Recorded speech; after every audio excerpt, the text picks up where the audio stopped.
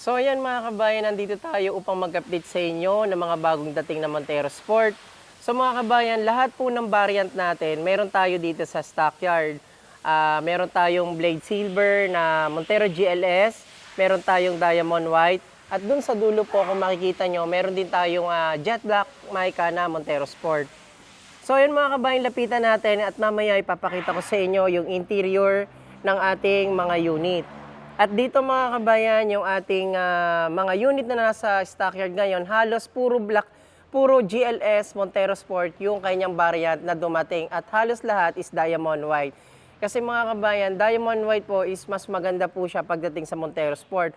Unang-una, pag kinabit po natin yung mga Black Series, setup natin, yung Black Mags natin, GT Look setup na pwede nating i-tie up dito sa Montero Sport na i-avail nyo, mas lalo pong magiging premium ang unit nyo.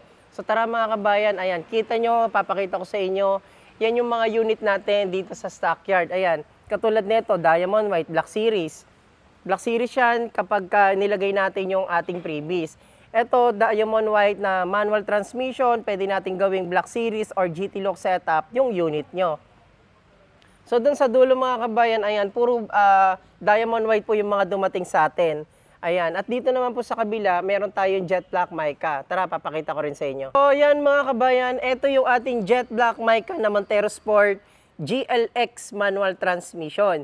So ang ating GLX manual transmission mga kabayan, sa mga nagtatanong kung magkano ang SRP natin sa ating Jet Black Mica, 1,568,000 plus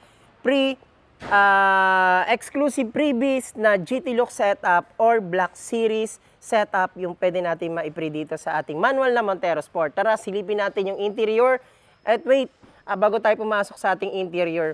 So mga kabayan, ito yung ating new facelifted na Montero Sport. Naka-new front design na yung kanyang front grille, dynamic shield, yung kanyang front bumper, bago na rin yung design. And tara, pakita natin yung ating taillights sa likod. So wala namang pinagbago, LED pa rin yung taillights natin. At the same time, meron siyang backup sensor na 4 at naka-new design yung ating rear bumper natin. So tara, pasukin natin yung ating interior.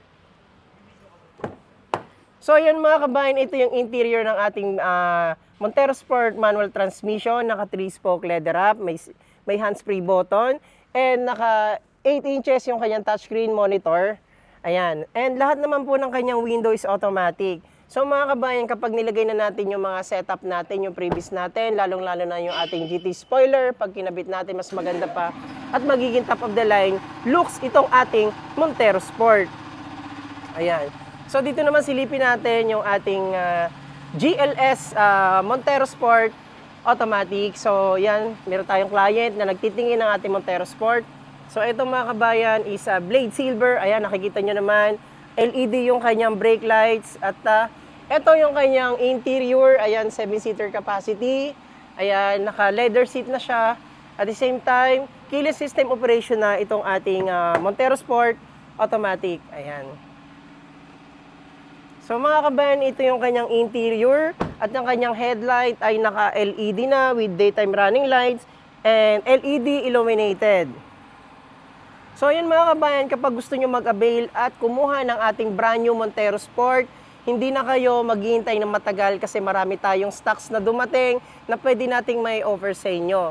So mga kabayan, yung Montero Sport manual transmission nyo at GLS, gawin natin yung Black Series setup at GT Look setup. Ayan, kitang-kita nyo naman mga kabayan, hanggang dulo marami kaming stock niyan. Kapag nag-process tayo, mabilis lang yung process natin. So ayan mga kabayan, ano pa ang hinihintay nyo? Tumawag ka na sa number ko na nakikita nyo sa screen. Rani Makatangay ng Mitsubishi Peak Motors Abad Santos, Kabayan Auto PH. Ang GLX mo at ang GLS mo, gawin natin Black Series setup, gawin natin GT Look setup. Kapag na-process natin yan at kapag na-release natin yan, nako, napakaganda ng unit nyo. Again, huwag niyo kalimutan mag-subscribe sa ating YouTube channel, Kabayan Auto PH. God bless mga kabayan. Congrats sa inyo and sana ikaw na rin yung susunod na mai-release ko dito sa dealership namin. God bless mga kabayan. Bye-bye.